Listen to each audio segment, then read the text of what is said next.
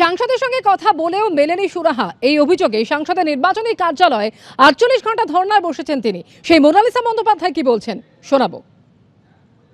Class 5-এর বাচ্চাও বলতে পারবে ব্যাপারটার ইন্টেনশনটা কী ছিল। দেখুন, উনি কীভাবে জানে কি জানে না এটা তো আমি বলতে পারবো না, কিন্তু এটা খুব অবভিয়াস লাগছে উনি জানে। এটাতেই কিন্তু আমাদের একটা অদ্ভুত আমরা হেল্পলেসনেস একটা ফিল করছি। আপনি অনেক প্রার্থীর বিরুদ্ধে লড়েছেন, আপনি কি মনে করছেন যে এবার আপনার কাছে সবচাইতে বড় চ্যালেঞ্জ? আমি কোনোবারই কোনো চ্যালেঞ্জকে বড় চ্যালেঞ্জ বলে মনে করি না। আমি সবসময় লক্ষ্য রাখি যে আমাকে জয়ের পথে কি করে পৌঁছতে হবে, এবং আমি প্রতিবারই সেই জয়ের পথে পৌঁছেছি। আমি মাননীয় সিদ্ধার্থ শঙ্কর রায়ও আমার মুখোমুখি হয়েছেন, মোহাম্মদ সেলিম আমার মুখোমুখি হয়েছেন, রাজদেও গোয়ালা আমার মুখোমুখি হয়েছেন, রাহুল সিনহা আমার মুখোমুখি হয়েছেন, সরলা মাহেশ্বরী আমার মুখোমুখি হয়েছেন, সোমেন মিত্র আমার মুখোমুখি হয়েছেন।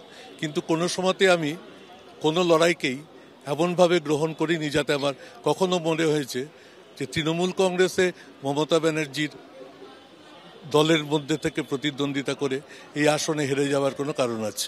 আপনি যে নামগুলো বললেন সুদীপদা, সেই নামের সঙ্গে আজকে যার বিরুদ্ধে আপনাকে প্রতিদ্বন্দ্বিতা করতে হচ্ছে মূলত বিজেপির, সেই নামের কোথাও মিল আছে? কোথাও কি এই পংক্তিটা তাকে রাখবেন? আবার কার সঙ্গে কোন প্রতিদ্বন্দ্বিতা হয় আমি ওদিকে তাকাই না। আমি আমাকে জিততে হবে, আমি সেই লক্ষ্যে যাই। মাই অ্যাটিটিউড ইজ অলওয়েজ পজিটিভ। আমার সঙ্গে কে এলো কে লড়লো এগুলো আমার কাছে কোনো ভূমিকার মধ্যেই পড়ে না, আমি এগুলো সেগুলো নিয়ে চিন্তা ভাবনাও করি না। তিনি একসময় তৃণমূলে ছিলেন বলে কি কোনো বাড়তি অ্যাডভান্টেজ? তৃণমূলে বহু লোক আছেন, থাকেন, চলে যান, আবার বহু লোক বাইরে থেকে চলে গিয়ে চলে আসেন। এসব নিয়ে মাথা কামানোর সময় নেই, শুধু মানুষের মন জয় করাই লক্ষ্য আর উদ্দেশ্য। প্রদীপ ভট্টাচার্য গুরুত্ব দিচ্ছেন?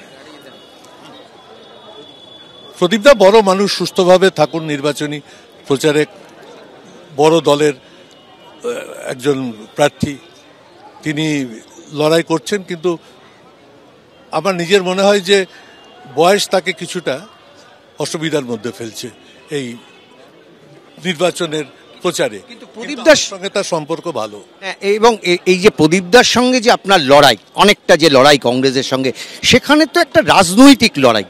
বারবারই প্রদীপ ভট্টাচার্য যা বক্তব্য রাখছেন, আপনিও যা বলছেন, এটা তো একটা রাজনৈতিক লড়াই। কিন্তু কখনো কখনো একদম ব্যক্তি আক্রমণ উঠে আসছেন আপনার বিরুদ্ধে, মানে এটা তো রাজনীতি না। আমি এসব নিয়ে মাথা ঘামেন, আবার প্রথম থেকে বলছি,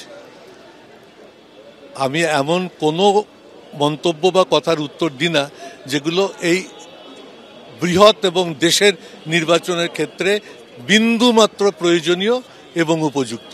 মানুষ জবাব দেবে। আর মোনালিসা বসে রয়েছে, গুরুত্ব দিচ্ছেন এই যে বসে থাকাটা? ছোট মেয়ে, বলে দেবো, উঠে পড়বে।